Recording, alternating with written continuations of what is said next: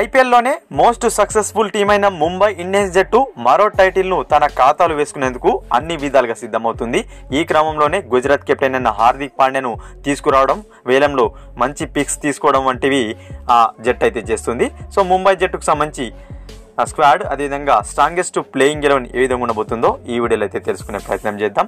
Latest IPL updates కోసం మన ఛానల్ని సబ్స్క్రైబ్ చేసుకొని పక్కన ఉన్న బెల్ బటన్ క్లిక్ చేయండి. వీడియో కనుక నచ్చినట్లయితే తప్పకుండా లైక్ చేయండి ఫ్రెండ్స్.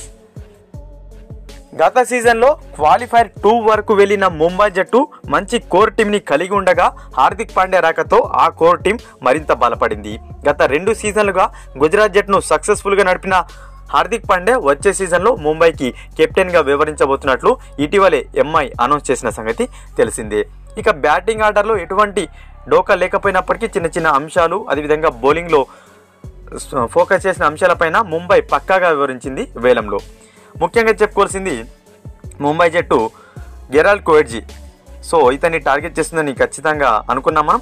సో టార్గెట్ చేసింది, చాలా తక్కువ ధరకే మంచి ప్లేయర్ని తీసుకుంది ముంబై జట్టు. ఈ వన్డే ప్రపంచ కప్లో మంచి పర్ఫార్మెన్స్ ఇవ్వడంతో పాటు ఇటీవల సౌత్ ఆఫ్రికా తరపున మంచి వికెట్ టేకింగ్ బౌలర్గా అయితే ఇతను నిలిచాడు.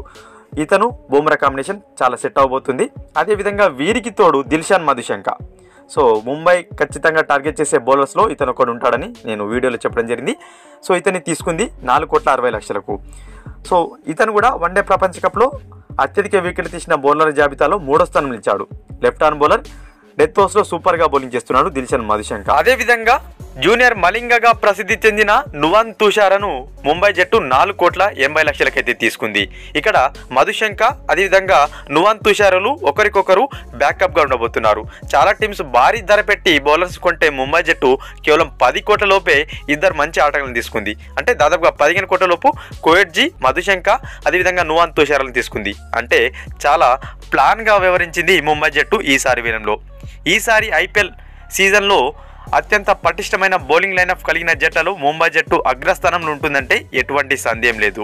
అదేవిధంగా ఇప్పటికే ముంబై టీంలో ఇద్దరు స్పిన్నర్లు ఉన్నారు.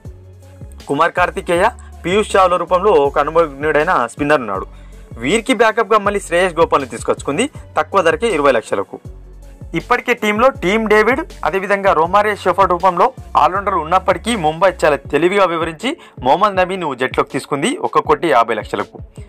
చూసాం కదా ముంబై ప్లాన్ అనేది ఏ విధంగా ఉంటుందంటే, ప్లేయింగ్ 11 ఎంత స్ట్రాంగెస్ట్ ఉంటుందో బెంచ్ పైన కూర్చుండే ప్లేయర్స్ కూడా అంతే స్టాండర్డ్ ప్లేయర్స్ని సెట్ చేసుకుంటుంది ముంబై. ఆ విధంగా ఉంటుంది ముంబై యొక్క వ్యూహాలు అనేవి. సో ముంబై జట్టుకు సంబంధించి స్ట్రాంగెస్ట్ ప్లేయింగ్ 11 ఒకసారి చూసినట్టయితే, సో ఫారిన్ ప్లేయర్ కోటాలో ఇక్కడ దిల్షాన్ మధుశంక కన్ఫామ్గా ప్లేయింగ్ 11 ఉండబోయే ఆటగాడు. అదేవిధంగా గెరాల్డ్ కోయెట్జీ, వీరికి బ్యాకప్గా నువాన్ తుషార్ ఉంటాడు. అదేవిధంగా టీమ్ డేవిడ్, రోమారియో షెఫర్డ్లు ఆల్రౌండర్ కోటాలో పోటీ పడుతున్నారు. వీరిద్దరిలో ఒకరు కన్ఫామ్గా ప్లేయింగ్ 11లో ఉండే అవకాశం ఉంది. సో ఇషాన్ కిషన్కు వికెట్ కీపర్ బ్యాకప్గా విష్ణు వినోద్ అయితే ఉండని ఉన్నాడు. ముంబై జట్టుకు సంబంధించిన స్ట్రాంగెస్ట్ ప్లేయింగ్ 11 ఒకసారి చూసినట్టయితే, రోహిత్ శర్మ, ఇషాన్ కిషన్లు ఓపెనర్గా ఆడే అవకాశం ఉండబోతుంటే 1 డౌన్లో సూర్యకుమార్ యాదవ్ దిగుతాడు. ఇక 4వ స్థానంలో తెలుగు ఆటగాడైన తిలక్ వర్మ ఆడబోతుంటే 5వ స్థానంలో టీమ్ డేవిడ్ బరిలో దిగే అవకాశం ఉంది. 6వ స్థానంలో కెప్టెన్ హార్దిక్ పాండ్యా రాబోతుంటే 7వ స్థానంలో రొమారియో షెఫర్డ్ ఆడే ఛాన్సెస్ అవుతున్నాయి.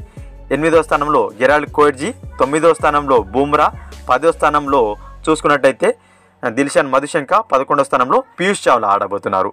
మొత్తంగా మనకు చాలా స్ట్రాంగ్ అయితే కనిపిస్తుంది ముంబై జట్టు, కోర్ టీమ్ కానీ ప్లేయింగ్ 11 కానీ.